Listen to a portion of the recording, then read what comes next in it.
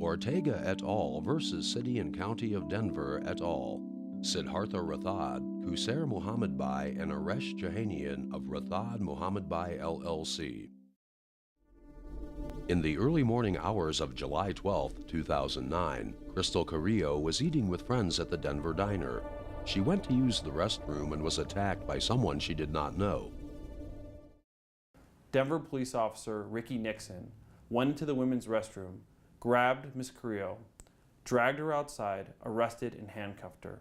Ana Ortega, who saw the entire incident in the women's restroom, went outside to tell Officer Nixon that Crystal did nothing wrong. As this video from a nearby surveillance camera shows, Officer Kevin Devine comes in from the right side of the video wielding a nightstick. This is when Sherelle Thomas and Kelly Bourne arrive at the Denver diner. Officer Devine begins to wave his nightstick in Sherelle Thomas's face. He then grabs her arm and pulls her to the ground where Crystal Carrillo is sitting handcuffed. Officer Nixon then maces Ortega inches from her face and then attempts to mace the group of women entering the Denver diner restaurant. The brutality of the officers continues moments later. Ortega, handcuffed and unable to breathe because she's been maced, is crying for help. Officer Nixon grabs her by the neck and throws her to the ground. He then grabs Carrillo by the neck, who's also handcuffed, and throws her to the ground and proceeds to punch her in the face.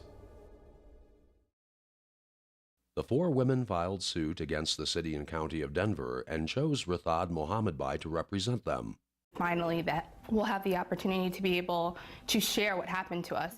As the case progressed, focus broadened from the July 12th incident to include the Denver Police Department's record on excessive force. Through testimony of several high-ranking Denver officials, we showed an ingrained culture of police brutality and lax discipline. 40 members of the community testified as to their experiences with police brutality, which were quickly covered up or decided in favor of police officers. We built our case by combing through more than 100,000 pages of discovery and interviewing hundreds of victims of police brutality. We were able to demonstrate that Denver trained its officers to engage in excessive force. Officers regularly failed to report excessive force by other officers. That Internal Affairs had a practice of ignoring police misconduct. Internal Affairs regularly performed poor internal investigations. Internal Affairs rejected and often failed to investigate community complaints. And that the Denver Police Department command staff tolerated unconstitutional conduct. Despite the fact that the four women only had scrapes and bruises as physical injuries, the City and County of Denver agreed to pay $360,000 to settle the case.